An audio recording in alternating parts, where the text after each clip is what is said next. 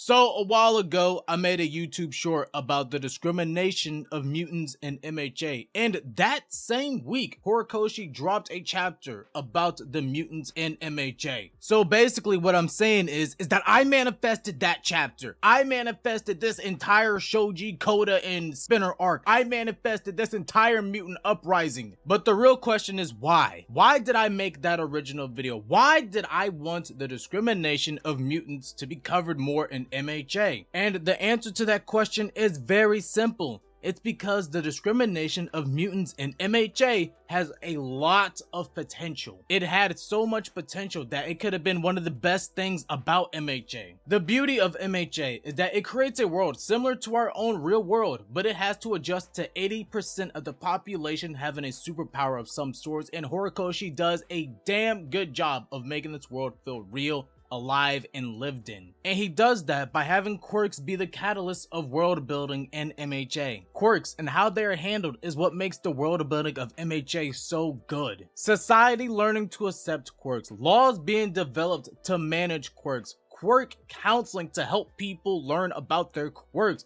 and jobs such as pro heroes being developed all play into account to show how fleshed out this world is. All of these things are exactly what would happen in the real world. But unfortunately, also in our real world, people are discriminated against based on how they look. And in the world of MHA, the mutant type quirk makes up 1/3 of the quirk types, which means 1/3 of the population is a mutant. And if the world of MHA is a twisted reflection of real life, there should be people in MHA who discriminate people who have mutant type quirks. Except in the world of MHA, it's probably worse since these people don't really look human. The discrimination of mutants in MHA seems so logical, so natural for that world and story that it should have been in there since the very beginning, since chapter 1, but no, there was close to nothing about it in the story, which is disappointing because this could have been one of the best things about MHA. This could have made for some phenomenal storytelling and messages in the story of MHA, but there was little to none of it. There was hints and there was teases of it throughout the story, but it was so little of it and so unmeaningful that the biggest part of it, the CRC, the Creature Rejection Clan, got cut from the anime entirely. There was nothing about it throughout the story, and now it's just being shoved in and half-assed at the end of the manga. Now look, don't get me wrong, I'm not hating what they're doing in the manga. What they're doing in the manga is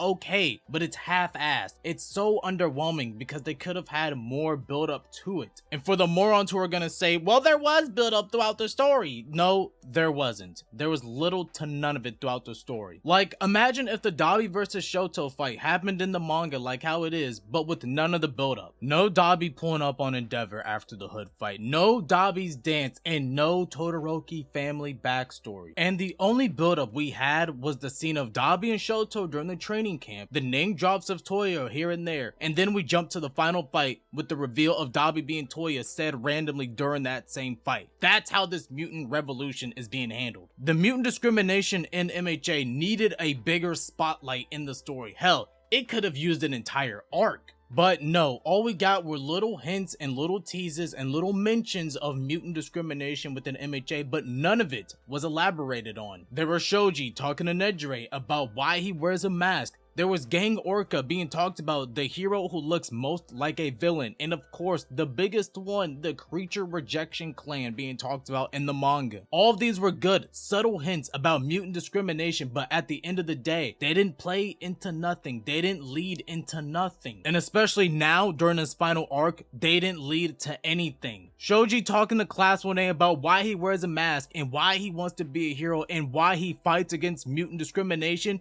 was said in a flashback in this exact same arc. Gang Orca being the hero who looks most like a villain all because he's a mutant isn't even in this interaction, isn't even in this arc at all. And if he is, where is he? He's not with the rest of the mutants. And the Creature Rejection Clan, the biggest oppositions of the mutants, the biggest hater of the mutants, are killed off screen. And the funny thing is that this final arc of MHA is making it seem like the mutant discrimination was a big plot point within the series, was a big plot point for Shoji and Spinner. And the sad truth is that no, it's not, and it never was. This mutant discrimination in the final arc just seems like a last minute thing to put in the final arc and something for Spinner to do. And what's funny is that they name dropped all these different events where mutants were discriminated against, and it's like you could have had this in an entire arc dedicated to the mutants. And what's even crazier about there not being a mutant discrimination arc is that all of the seeds are right there. The main villains of that arc could have been the Creature Rejection Clan, or a group of violent mutants, or a group of humans who just hate mutants. You could have had Shoji or Spinner as the MC as they fought against mutant discrimination in their own way, which would have given them more development and would have made this final confrontation more meaningful. More specifically Spinner, because besides Mr. Compress, every other villain in the League of Villains, we saw their backstory, we saw what drove them to villainy. And giving Spinner the same backstory treatment would have done wonders for his character. Why did Spinner see being a villain as the only way to fight against mutant discrimination? And if you really think about it, having Shoji and Spinner go through more development as they fight against mutant discrimination would have made them perfect parallels for each other. They're like Malcolm X and MLK. They are both fighting against mutant discrimination, but they're doing it in two completely different ways. But no, we didn't get that. We didn't get that at all. Hell, even if they didn't get their own arc, their development could have been shoved into the Vigilante arc to make that arc longer, which we all know should have been longer, because during the Vigilante arc, mutants were being turned away from safe zones. I know Spinner got a panel about him talking to the mutants during that arc, but what about Shoji? Imagine if they took time, like a chapter or two, to show Shoji defending mutants, helping mutants get into safe zones. That goes to show you that mutant discrimination could have been covered more throughout the story, but no,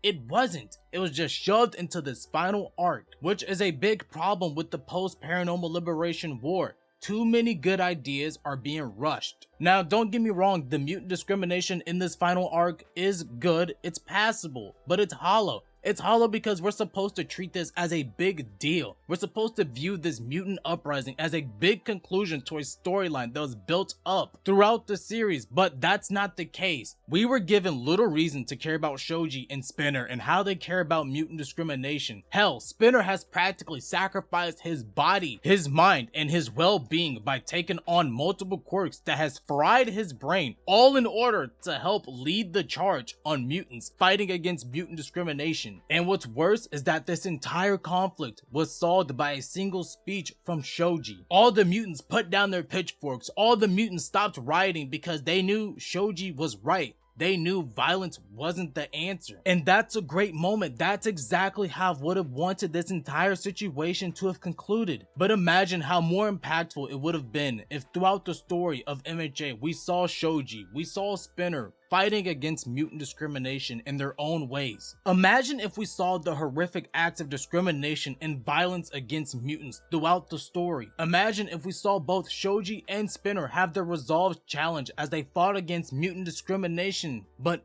none of that happened. All we can do now is just imagine how good mutant discrimination could have been.